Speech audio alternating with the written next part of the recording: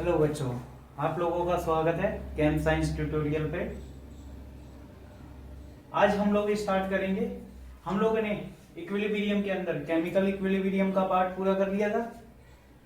अब हम लोग क्या करेंगे, आयनिक इक्विलिब्रियम वाला पार्ट पूरा करेंगे कम से कम टाइम में, रिवीजन प्रोसेस की तरह। चलो स्टार्ट करते हैं। सबसे पहला टॉपिक है इलेक्ट्रोलाइट। इलेक्ट्रोलाइट देखो, बेसिकली हमारे कितने टाइप के होते हैं? दो टाइप के इलेक्ट्रोलाइट होते हैं, स्ट्रॉन्ग इलेक्ट्रोलाइट्स और वीक इलेक्ट्रोलाइट्स। इलेक्ट्रोलाइट्स हम किससे बोलेंगे? अगर हमारा कोई भी सॉल्यूशन दो पार्ट में डिवाइड हो जाता है, जब हम उसमें इलेक्ट्रिसिटी पास करते हैं, तो एक कैटाइन फेज में, एक एनाइन फेज में, तब हम उस सॉल्यूशन को क्या बोलते हैं? Electrolytic solution. जब उसमें से हमें करंट पास होने लग जाता है। दो तरह का सॉल्यूशन हो गया, स्ट्रॉन्ग इलेक्ट्रोलाइट और वीक इलेक्ट्रोलाइट। स्ट्रॉन्ग इलेक्ट्रोलाइट्स हम उन्हें बोलते हैं जिनके अंदर डिग्री ऑफ डिसोसिएशन क्या होता है? 100%। यानी एक ऐसा सॉल्यूशन जिसके अंदर कैटाइंस और एनाइंस, या फिर हम बोलेंगे एक मॉलिक्यूल 100% डिवाइड हो जाता है पॉजिटिव और नेगेटिव फेज में। अल्फा से हम डिनोट कर रहे हैं किसे? डिग्री ऑफ डिसोसिएशन को। अगर स्ट्रॉन्ग इलेक्ट्रोलाइट है तो डिग्री ऑफ डिसोसिएशन 100% होगा। फिर या तो वो सॉल्यूशन हो सकता है स्ट्रॉन्ग एसिड का या स्ट्रॉन्ग बेस का। बेसिकली जितने भी हमारे स्ट्रॉन्ग एसिड रहते हैं, स्ट्रॉन्ग बेस रहते हैं, सारे के साथ स्ट्रॉन्ग इलेक्ट्रोलाइट्स रहते हैं। जैसे हमें स्ट्रॉन्ग एसिड की बात करें, कौन कौन से होते हैं हमारे स्ट्रॉन्ग एसिड?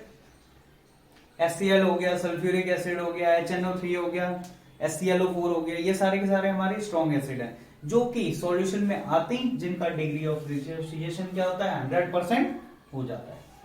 दूसरा हमारे वीक इलेक्ट्रोलाइट्स। वीक इलेक्ट्रोलाइट जिनमें आते हैं हमारे week acid and weak base. जैसे वीक एसिड की बात करें, हमारा एस्टिक एसिड हो गया। वीक बेस की बात करें, अमोनियम हाइड्रोक्साइड हो गया। इनका degree of dissociation less than 100% होता है। यानी ये पूरी तरीके से अपने कैटायनिक और एनायनिक फेज में कन्वर्ट नहीं हो पाते, या फिर हम ये कहते हैं 70% या 80% ही डिसोशिएट होंगे किसमें? आयंस में। इसी टॉपिक को आगे लेके चलते हैं। एक चीज और, आयनिक इक्विलिब्रियम में हम पढ़ेंगे किसके बारे में? क्योंकि स्ट्रॉन्ग एसिड और स्ट्रॉन्ग बेस के बारे में तो हम देख रहे हैं, लेकिन इनका डिग्री ऑफ डिसोसिएशन क्या हो गया? 100% हो गया।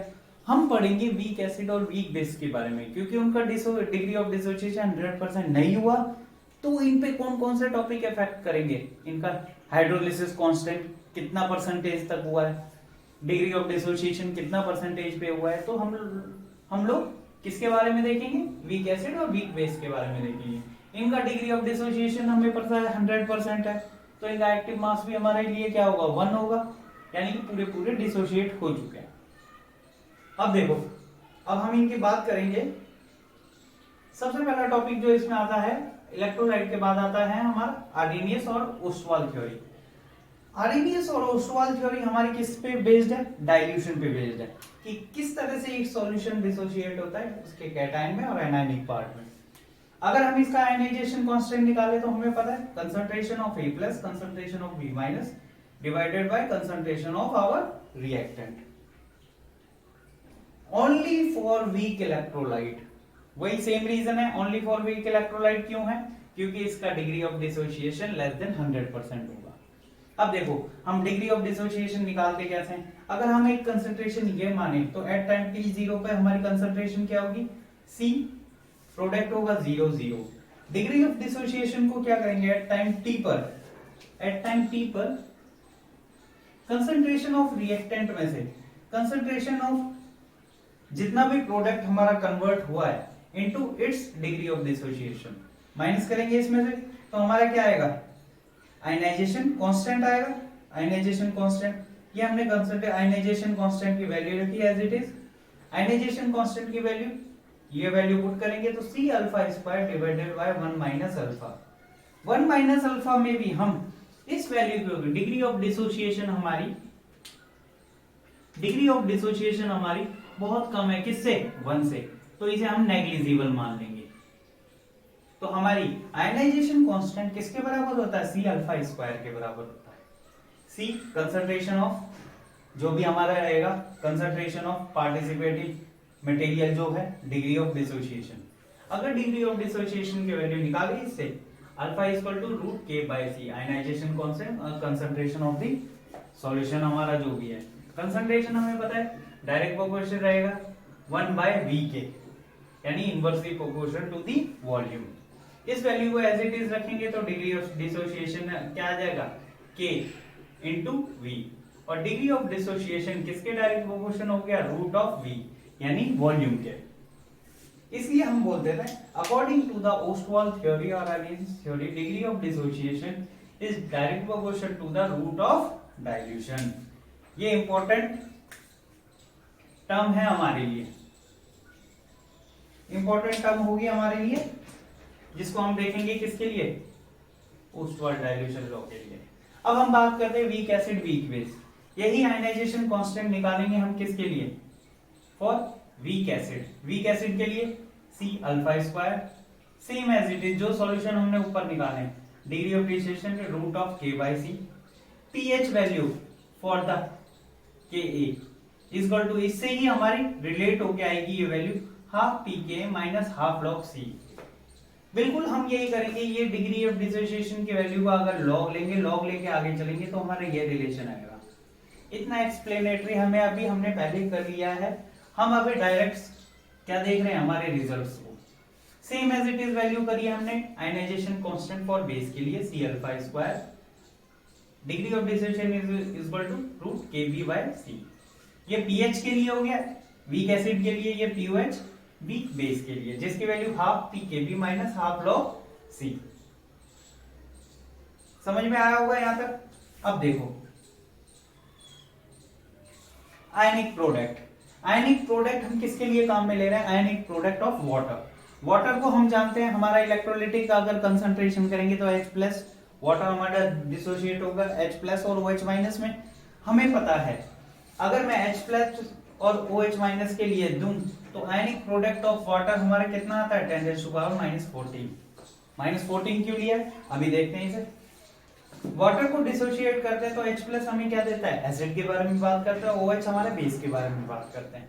तो आयनिक प्रोडक्ट के अकॉर्डिंग इसके अंदर हमारे H प्लस और OH दोनों होते हैं, जो कि किसके बराबर रहते हैं, आयनिक प्रोडक्ट ऑफ वाटर के बराबर रहते हैं। अगर इस वाटर को as it is pH form में ले तो pH plus POH equal to 14, power में से नीचे आ जाएगा ये। Concentration of H plus ion concentration और OH माइनस कंसंट्रेशन किसके बराबर रहता है, 7 के। अगर मैं बोलूं कि दोनों का पीएच और OH की वैल्यू अगर 7 होगी तो सॉल्यूशन कैसा हो जाएगा हमारा, न्यूट्रल। बच्चों इस रिलेशन को याद रखना है आप लोगों को। ये हमने किसके लिए बात करी है, वाटर के लिए बात करी है, एग्जाम में बहुत पूछा जाता है ये। अब देखो हमने ये सारी तो बातें कर ली, अब हम किसकी बात करेंगे, हाइड्रोलिसिस कांस्टेंट की। हाइड्रोलिसिस कांस्टेंट क्या है, जब किसी सॉल्यूशन को हम देखेंगे कि वो कैटायन और एनायन में डिसोशिएट हो रहा है तो वो कितना हाइड्रोलाइज हो रहा है, उसकी वैल्यू को देखेंगे। आप जल्दी से ये और ये एक बार जल्दी 1 या 2 मिनट के अंदर इसे देख लीजिए।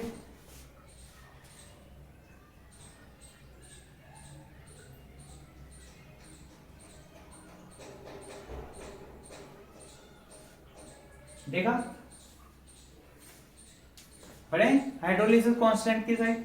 हाइड्रोलिसिस कांस्टेंट को देखो हम ऐसे भी समझ सकते हैं, हाइड्रोलिसिस कांस्टेंट की वैल्यू किस चीज पे डिपेंड करेगी, जब एक सॉल्यूशन के अंदर H प्लस आयन की कंसंट्रेशन कितनी है या OH माइनस आयन की कंसंट्रेशन कितनी है, जिससे सॉल्यूशन का पीएच चेंज होता है। अगर H प्लस की ज्यादा होगी तो सॉल्यूशन एसिडिक होगा, OH माइनस की होगी तो सॉल्यूशन बेसिक होगा। उसको देखेंगे कि उसका हाइड्रोलिसिस कांस्टेंट कितना है। इसके लिए 2-3 टर्म देखनी है हमें, KH हाइड्रोलिसिस कांस्टेंट, KH ये आयनाइजेशन कांस्टेंट फॉर एसिड अभी हमने देखा था पहले, Kb ionization constant for base ये भी देखा था, ये हमने आयनिक प्रोडक्ट ऑफ वाटर इधर से लिया। अब हम डायरेक्ट हाइड्रोलिसिस कांस्टेंट कैसे निकालते वो देख लेते हैं। स्ट्रॉन्ग एसिड और स्ट्रॉन्ग बेस के लिए अभी मैंने बताया था डिग्री ऑफ डिसोसिएशन कितना होता है, 100%। तो इसका हाइड्रोलिसिस कांस्टेंट कुछ नहीं होता, जनरली किसके बराबर रहेगा, आयनिक प्रोडक्ट ऑफ वाटर के बराबर रहेगा, जो कि कितना है, pH 7 मींस न्यूट्रल। अगर दोनों ही स्ट्रॉन्ग एसिड स्ट्रॉन्ग बेस हुए तो सॉल्यूशन कैसा होगा, न्यूट्रल। अब देखते हैं strong acid and weak base. अब देखो strong acid and weak base रहेंगे तो हमें ध्यान किस पे देना है, ये कंडीशन पे, इस पे वीक बेस पे। हाइड्रोलिसिस कांस्टेंट हमें पता है Kw के बराबर तो होगा लेकिन डिवाइडेड बाय Kb होगा, क्यों, क्योंकि वीक बेस है। फॉर्मूला याद रखने की, डेरिवेशन याद रखने की जरूरत नहीं, बस वीक बेस है divided by Kb। Hydrolysis constant के बाद KH, हाइड्रोलिसिस कितना है, KH divided by C। Concentration of the solution की बात करें, root of Kw upon Kb into C, वही सेम इट इज। KH की वैल्यू हमने ये देखी, KH की वैल्यू हम कहां से पुट कर देंगे, इधर से पुट कर देंगे, वो हमने देख लिया। pH ऑफ सॉल्यूशन के लिए देखना है, इसमें चेंज कितना सा आएगा, क्योंकि इसमें Kw इन्वॉल्व हो गया। Kw क्या है, हमारा आयनिक प्रोडक्ट ऑफ वाटर। बाकी सब कुछ सेम है हमारा, हमें पता था POH के लिए क्या था, half pKb minus half log C, half pKb minus half log C। केवल Kw इंक्लूड होने की वजह से pH 7 इंक्लूड हो गया, याद रहेगा। ये देखो एज इट इज इसी के अंदर ये, क्यों, क्योंकि ये वीक बेस है। अब ध्यान रखेंगे क्या है, वीक एसिड, वीक एसिड है तो इसकी जगह क्या होगा, Ka, इसे Ka करो, ये भी Ka करो, याद रहेगा। वीक एसिड है तो KH upon Kw upon A, H equal to Kw upon Ka into C, same as it is जैसे हमने pH की बात करी थी, pH इक्वल टू हाफ pK log C, बस क्या आ जाएगा इसमें, 7 इंक्लूड हो गया। अब देखो दोनों ही चीजें, weak acid and weak base, KH किसके बराबर रहेगा, Kw, लेकिन डिवाइडेड बाय Ka Kb, बहुत इंपॉर्टेंट है, जिसमें अंदर weak acid and weak base दोनों आ जाते हैं। तो hydrolysis equal to Kw upon K into Kb, ये दोनों ही फॉर्मूले भी इंपॉर्टेंट है, इसलिए बता रहे हैं आपको। pH ऑफ द सॉल्यूशन कैसे निकाले, pH equal to 7 plus half pKa minus half pKb, pKa pKb दोनों आ गए इस फॉर्मूले के अंदर, याद रहेगा। चलो लास्ट टॉपिक है जो हमारा बचता है इसके अंदर, सॉल्युबिलिटी प्रोडक्ट की बात कर रहे हैं। सॉल्युबिलिटी प्रोडक्ट की बात कर रहे हैं तो सॉल्युबिलिटी प्रोडक्ट में क्या आता है, KSP, किससे डिनोट करा जाता है, KSP से। KSP देखो कैसे निकालते हैं, KSP निकालते हैं अगर हमारा मोनो है, डाइबेसिक है या फिर ट्राई है, तो हम उस केस में सॉल्युबिलिटी प्रोडक्ट कैसे निकालते हैं। जनरली हमारे क्या है, अगर मैं KSP ले रहा हूं इक्वल टू S स्क्वायर, इसे मैं बोल देता हूं ये हमारा AB टाइप है। या फिर अगर मैं इसे तुम लोगों को थोड़ा बहुत समझाऊं इसके बारे में, तो मैं इसे रब कर दूं,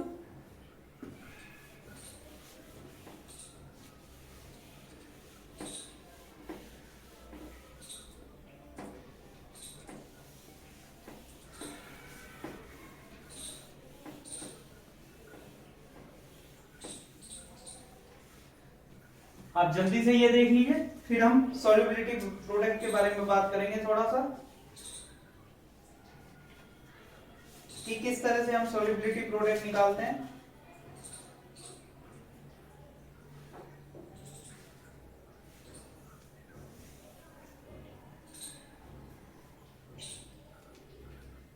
जैसे देखो बहुत ही सिंपल तरीके से बताते हैं,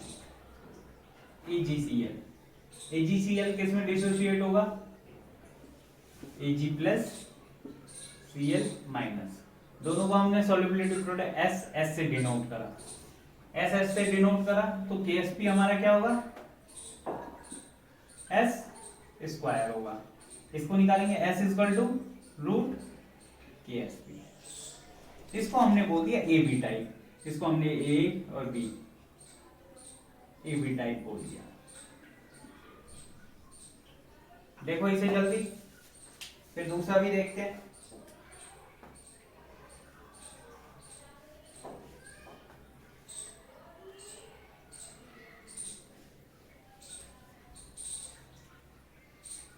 दूसरा देखो, दूसरा भी देख लेते हैं।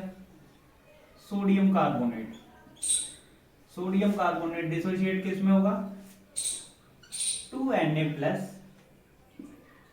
CO3 minus 2। अब देखो इसे सॉल्युबिलिटी प्रोडक्ट से दिखाएंगे 2S और ये हमारा S। जब हम इसका सॉल्युबिलिटी प्रोडक्ट निकालेंगे तो KSP किसके बराबर होगा, अगर मैं लूंगा तो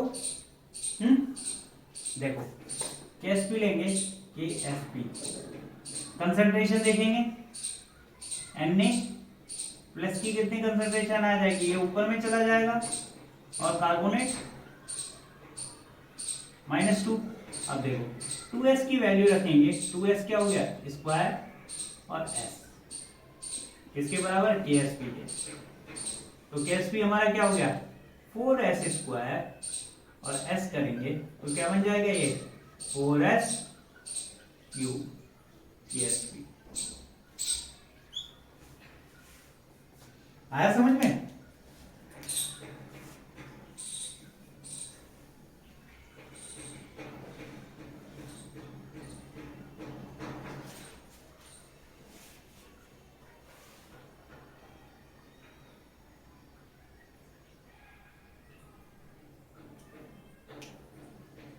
अगर हमारा मोनो मोनो कोई आता है, हमारा कैटायन एनायन या डाई डाई या ट्राई ट्राई, तो सब में हमारा KSP टाइप चलेगा जिसमें S स्क्वायर होगा। डाई मोनो टाइप आता है, डाई और मोनो टाइप, डाई और mono, di cation mono anion, इस टाइप का आता है तो 4s स्क्वायर 4s क्यूब बनेगा, AB2 टाइप। इस टाइप को हम क्या बोल सकते हैं, AB2 टाइप हो गया, AB2 टाइप हो गया हमारा, AB2 टाइप बोल सकते हैं, या फिर इसे A2B टाइप बोल सकते हैं। ट्राई की केस में AB3 टाइप या A3B टाइप, उसमें क्या हो जाएगा हमारा 20s S4S हो गया हमारा। चलो होप सो आपको आयनिक प्रोडक्ट भी समझ में आया होगा। ये हमने थोड़ा सा फास्ट लिया है ताकि बच्चों को ऐसा लगने लगे कि टॉपिक थोड़ा इजी है। आप इसको देखने के लिए मेरा पहले वाली वीडियो भी देख सकते हैं केमिकल इक्विलिब्रियम की, और ये हमने बना दी आयनिक इक्विलिब्रियम की। आप दोनों को कंबाइनली देखें फिर अपने क्वेश्चन सॉल्व करें, जरूर आपको हेल्प होगी और आप अच्छा स्कोर करेंगे। Thank you.